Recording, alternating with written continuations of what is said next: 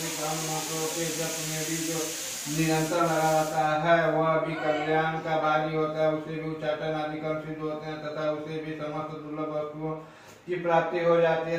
तथापि जो अन्य मंत्रों जप न करके केवल इस सरस्वती नामक स्तोत्र का ही देवी की स्तुति करते हैं, उन्हें स्तुति मात्र ही सिद्ध होती है। उन्हें अपने कार्य की सिद्धि के लिए मंत्र और सदी तथा अन्य किसी साधन के उपयोग की आवश्यकता नहीं रहती। बिना जप के ही उनके भी उच्चाटन आदि समस्त विचारिक कर्म सिद्ध हो जाते हैं। इतना ही नहीं, उनकी संपूर्ण अभीष्ट वस्तुएं भी सिद्ध होती है। लोगों के मन में यह शंका थी कि जब केवल सरस्वती की उपासना अथवा सरस्वती को छोड़कर अन्य मंत्रों की उपासना से भी समान रूप से सब कार्य सिद्ध होते हैं, तब इनमें श्रेष्ठ कौन सा साधन है। लोगों का यह शंका को सामने रखकर भगवान शंकर ने अपने पास आए जिज्ञासुओं को समझाया कि इस सरस्वती नामक संपूर्ण स्रोत ही सर्वश्रेष्ठ एवं कल्याणमय है। तदंतर भगवती की चंडिके की सरस्वती नामक स्रोत महादेव ने गुप्त कर दिया। सरस्वती के पाठ से जो पुण्य प्राप्त होता है उनकी कभी समाप्ति नहीं होती।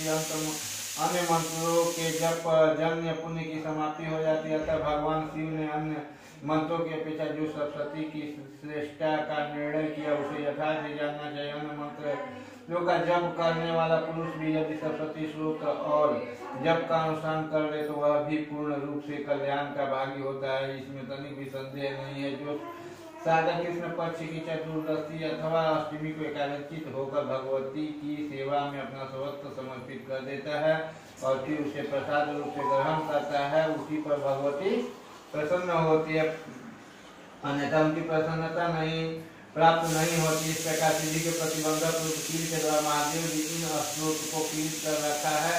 जो पूर्वोक्त रीति से निष्कीलन करके इस सरस्वती श्लोक का प्रतिदिन स्पष्ट उच्चारण पूर्वक पाठ करता है वह मनुष्य सिद्ध हो जाता है, वही देवी का प्रसाद होता है और वही गंधर्व भी होता है।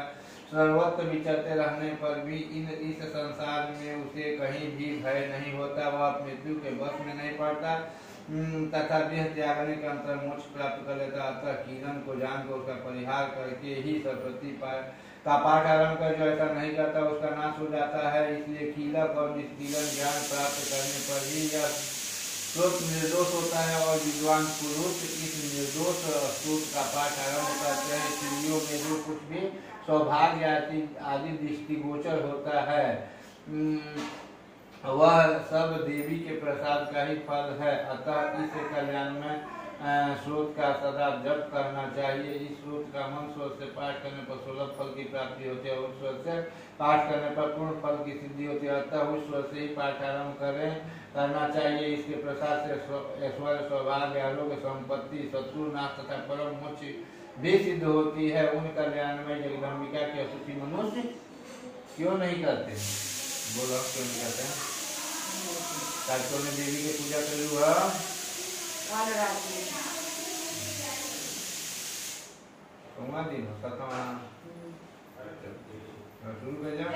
परमेश्वरी मेरे द्वारा रात दिन सहस्त्र अपराध होते रहते हैं, यह मेरा दास है, यह समझकर मेरे उन अपराधों को कृपा पूर्वक क्षमा करो। परमेश्वरी मैं महान नहीं जानता, विसर्जन करना नहीं जानता, पूजा करने का रंग भी नहीं जानता, क्षमा करो देवी। सूर्य से मैंने जो मंत्रहीन क्रियाहीन भक्तिहीन पूजन किया है वह सब आपकी कृपा से पूर्ण होता है। अपराध करके भी जो तुम्हारे शरण में जाकर एकदम कहकर पुकारता है उसे वह गति प्राप्त होती है जो ब्रह्मादि आदि देवताओं के लिए भी सुलभ नहीं है। जगदम्बिके मैं अपराधी हूँ कि जो तुम्हारे शरण में आया हूँ, ईश्वर में दया का पात्र हूँ, तुम जैसा चाहो वैसा करो देवी। परमेश्वर या ज्ञान से भूल से अथवा बुद्धि भ्रांत होने कारण मैंने जो न्यूनता या अधिकता कर दी है उसे क्षमा करो। प्रसन्न हो सच्चानंद स्वरूप परमेश्वर जगन्माता का मतलब तुम प्रेम पूर्वक मेरी यह पूजा स्वीकार करो, मुझ पर प्रसन्न रहो देवी सुरेश्वरी। तुम गोपनीय परम गोपनीय वस्तु की रक्षा करने वाले हो, मेरे निवेदन किए हुए इन जप का ग्रहण करो। तुम्हारी कृपा से मुझे सिद्धि प्राप्त हो।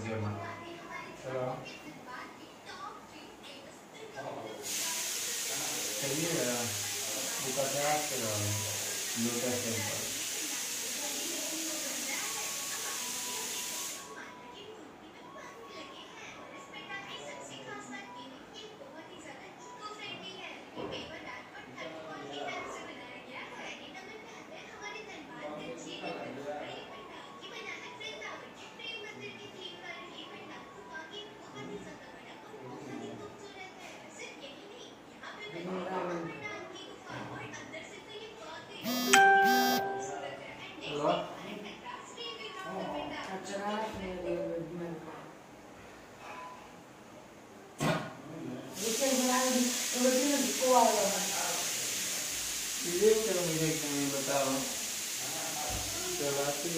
से कुदावे लगी हे बगल नीचे वाला में गंगाजल के डिब्बा बा ना वही के बाग पीछे